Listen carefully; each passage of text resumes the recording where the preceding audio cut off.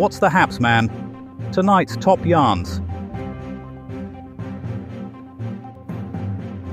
Moon landing imminent, claims man with funny hair.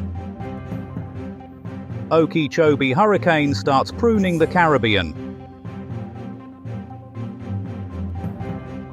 And typhoon, Mamie brings Korea's first taste of Scottish weather. Plus, coming up, has famous trance channeler Andy Kelton made contact with Napoleon's dishwasher? Those are the headlines. May the news be kind to your soul. News bang, smashing the Chinese walls of deception with the sledgehammer of truth. 1962. President John F. Kennedy has announced plans to catapult the entire state of Texas to the moon. Speaking at Rice University, Kennedy declared, "We choose to go to the moon in this decade and do the other things not because they are easy, but because I've got a bet going with Khrushchev.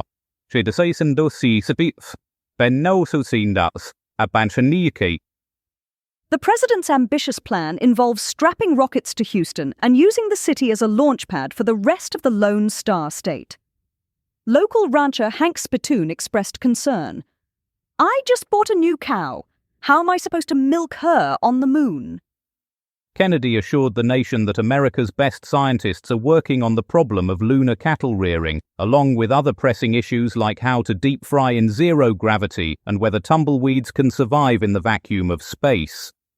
The Soviets responded by threatening to launch the entire Siberian tundra into orbit. As the space race heats up, one thing is clear.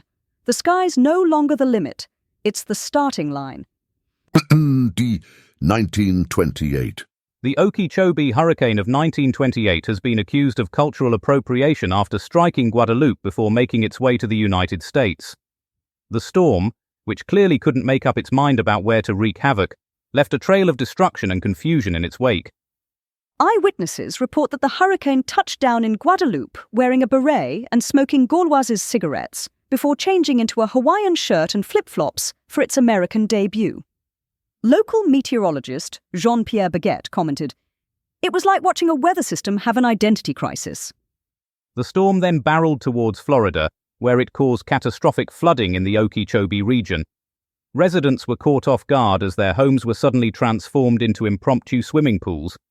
One survivor, Ethel Swamp Bottom, exclaimed, "I always wanted waterfront property, but this is ridiculous." With a death toll exceeding 4,000, the Okeechobee hurricane has secured its place as one of the deadliest natural disasters in U.S. history. When asked for comment, Mother Nature simply shrugged and said, "Oops, my bad." 2003. South Korea was hit today by what can only be described as the angriest wind in recorded history. Typhoon Miami, named after a particularly grumpy cat, made landfall near Busan with the force of 1,000 ajumas wielding wooden spoons. The devastation was unprecedented. Entire shipping containers were tossed around like children's toys, leading one local dock worker, Mr. Kim Soo-priced, to exclaim, "I always wanted to travel the world, but I didn't expect it to come to me." The economic impact was so severe that the consumer confidence index dropped lower than a limbo dancer at a midget convention. Companies closed faster than a politician's mouth during a corruption inquiry. In response to this catastrophe, the government passed the Emergency and Safety Management Basic Act, which roughly translates to, "Let's try not to let big winds blow our country away again, okay?" While the government didn't ask for international aid, several countries sent thoughts, prayers, and inflatable armbands, just in case. News bang, broadcasting beyond the Rubicon of untruth. And now, for a forecast that's as unpredictable as a game of Russian roulette with Mother Nature herself, here's our weather wizard, the inimitable Shakanaka Giles.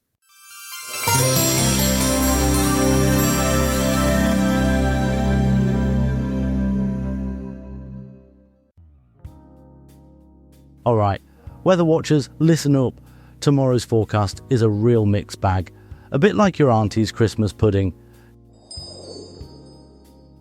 Down in the south, it'll be a bit of a hurricane, just like that Okeechobee beast back in 28. Batten down the hatches, folks, because the winds will be howling like a pack of banshees. And the rain, forget your brolly. It'll be coming down harder than a sumo wrestler on a trampoline. Heading north is going to be a real typhoon, just like that meme monster that hit South Korea in '03. Brace yourselves, because the gusts will be strong enough to blow your socks off, and the flooding, well, you might as well start building an Ark Noah. Finally, out west, it's going to be a right old hurricane, just like that Ismail chap from 95. Grab your life jackets, because the waves will be crashing in like a herd of rampaging wildebeest. And the storm surge? Let's just say you might need to invest in some flippers and a snorkel. In summary, then, it's going to be a right old weatherfest, a veritable circus of nature's fury. So, batten down the hatches, stock up on supplies, and don't forget to say a little prayer to the weather gods, and that's all the weather.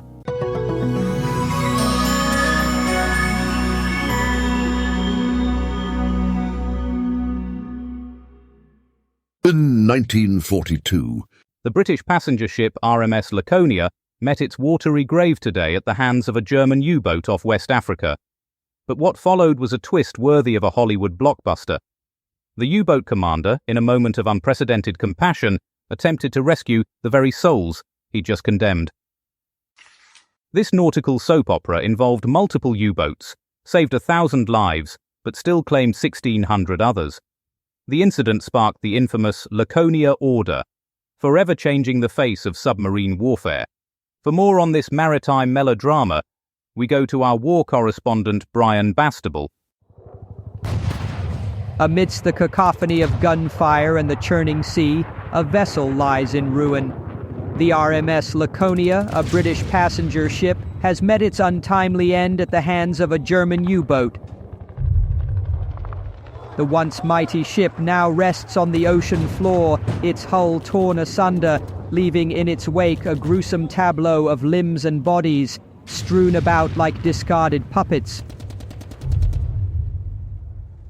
Around me, the water is a churning maelstrom of broken bodies, twisted metal, and shattered dreams.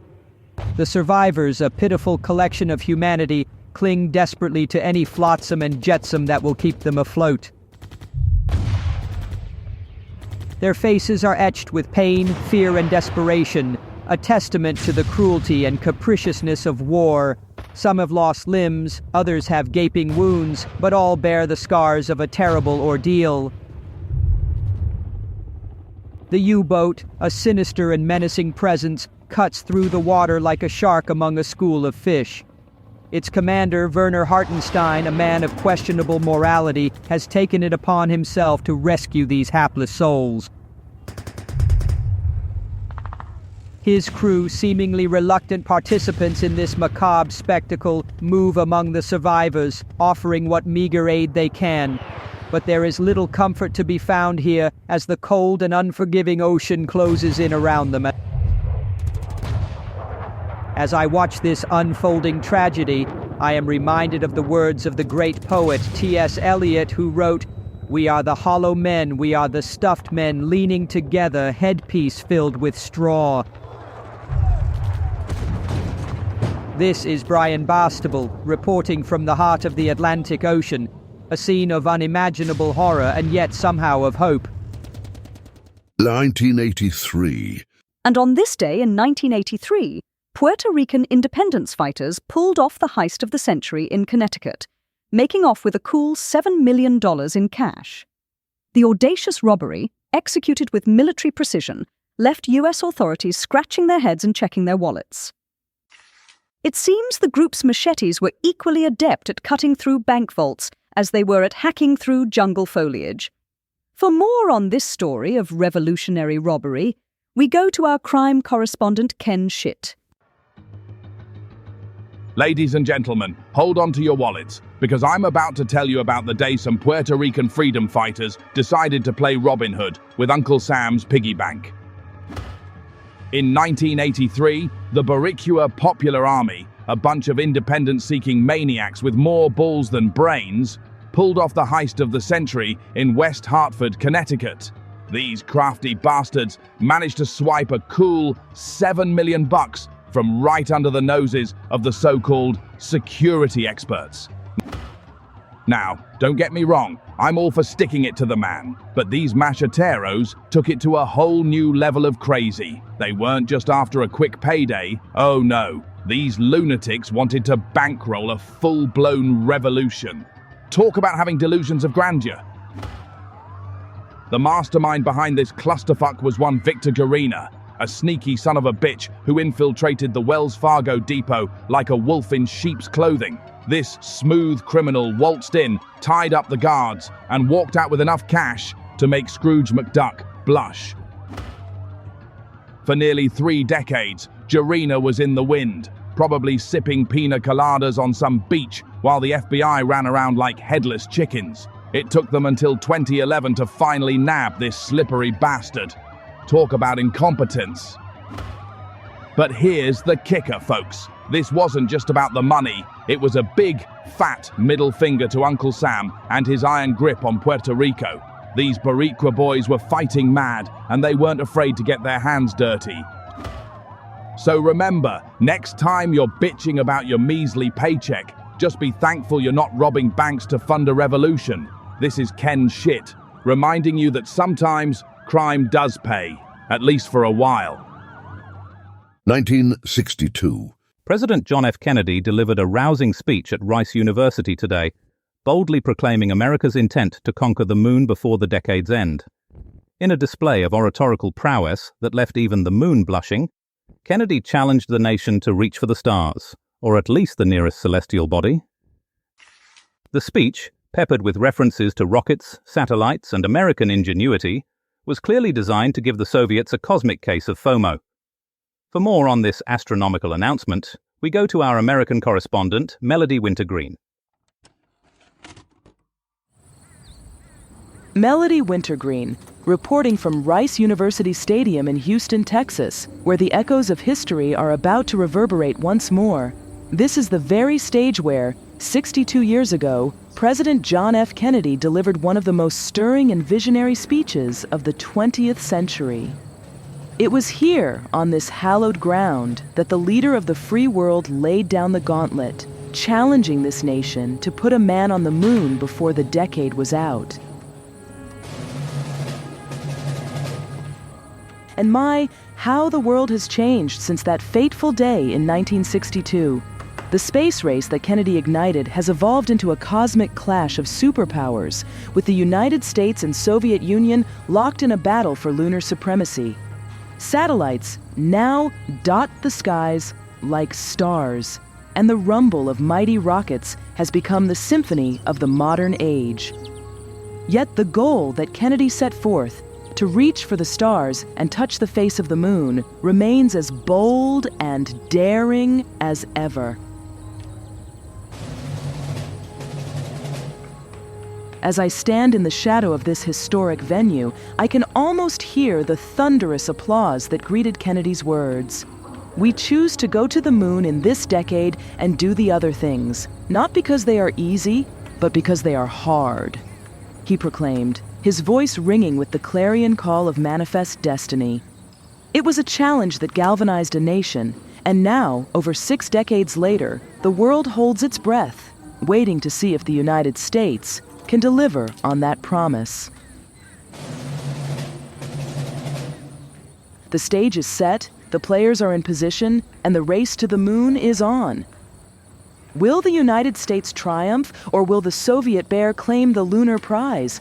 The fate of the free world hangs in the balance, and the eyes of history are upon us. This is Melody Wintergreen, reporting live from Rice University Stadium, where the future is about to be written in the stars. Audacious News Bang, tackling the hydra of hyperbole with a sharp fist of facts. For a traffic report that promises to be as unpredictable as a game of musical chairs in a hurricane, we turn to our intrepid travel correspondent, Polly Beep. Good evening, road warriors and rail riders. Polly Beep here with your Friday the 13th traffic report. Buckle up, it's a doozy. First up, we've got a bit of a kerfuffle on the tracks in Los Angeles. Seems a Metrolink train and a freight train decided to play a game of chicken, and neither blinked. Result? A right mess, with 25 unfortunates punching their last ticket and 135 more feeling rather worse for wear. Word on the street is the Metrolink driver was too busy with his newfangled texting device to notice the big red light. Tsk, tsk. Remember, folks, no LOLs while at the controls. In related news, the M25 is experiencing severe delays due to an outbreak of interpretive dance among lorry drivers. Expect tailbacks as far as the eye can see, or at least until the last pirouette. Over in the Cotswolds, a flock of rebellious sheep have commandeered a double-decker bus and are currently joyriding down the A429.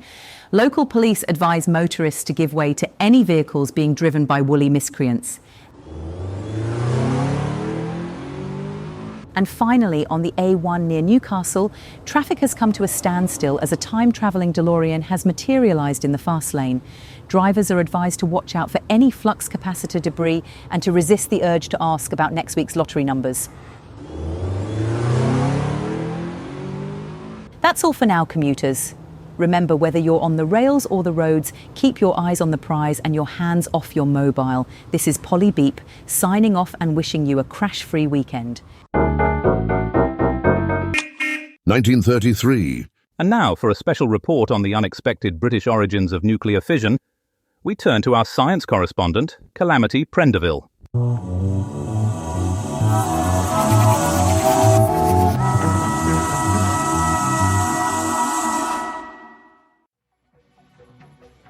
Good evening, science enthusiasts. Today we're celebrating the 91st anniversary of a truly British innovation that changed the world. On this day in 1933, Hungarian-American physicist Leo Szilard had a eureka moment while waiting for a traffic light in Bloomsbury. But what you might not know is that it was actually a British invention that sparked his genius. Yes, the humble traffic light, invented by our very own J.P. Knight in 1868, was the catalyst for nuclear fission. As Szilard stood there, admiring the red, amber and green lights, he suddenly realised that atoms could split like cars moving through an intersection. Szilard immediately rushed to the nearest pub, scribbling his ideas on a beer mat. Little did he know that his doodles would lead to the creation of the world's most powerful kettle, the nuclear reactor. But it doesn't stop there, folks. The British influence continued with the Manhattan Project, named after the delightful Manhattan biscuits produced by McVitie's. These tasty treats fueled the scientists as they worked tirelessly to harness the power of the atom. And let's not forget the contribution of British fashion. The iconic mushroom cloud was inspired by none other than the bowler hat, a staple of British gentlemen's attire. So, next time you're stuck at a traffic light, remember, you might just be on the verge of a world-changing discovery. This is Calamity Prendeville, reminding you that British innovation is everywhere, even in the most unexpected places. Cheerio!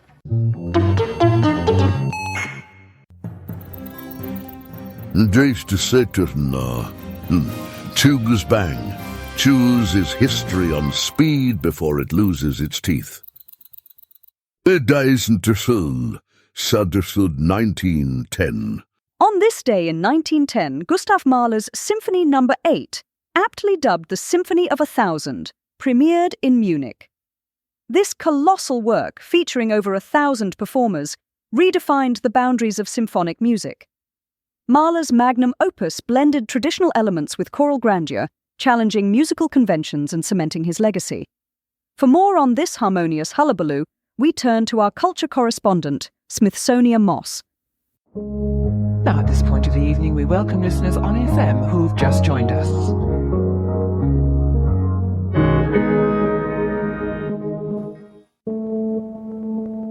Whoa, bitches! It's your girl, Smithsonia Moss, and welcome to the most lit culture report in the game. Today we're talking Gustav Mahler's Symphony No. 8, aka the Symphony of 1,000. Because, it's a big freaking deal.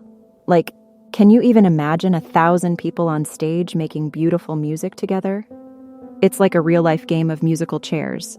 But instead of chairs, it's 1,000 musicians trying not to mess up. So Mahler composed this masterpiece in 1906, and let me tell you, it was a real game changer. I mean, who needs a simple symphony when you can have 1,000 people screaming at the top of their lungs? It's like the musical equivalent of a Category 5 hurricane, but instead of destruction, it's just a bunch of people making a lot of noise. The premiere was a huge deal, folks. It was like the Super Bowl of classical music. Everyone who was anyone was there, and they were all like, "Oh my God, this is the most amazing thing I've ever heard." And Mahler was like, "Yeah, I know, right? I'm a freaking genius." But let's get real. The Symphony of 1,000 is not just about the music. It's about the drama, the flair, the sheer audacity of it all. I mean, can you imagine trying to coordinate 1,000 people to play the same note at the same time? It's like trying to herd cats, but instead of cats, it's 1,000 musicians with instruments.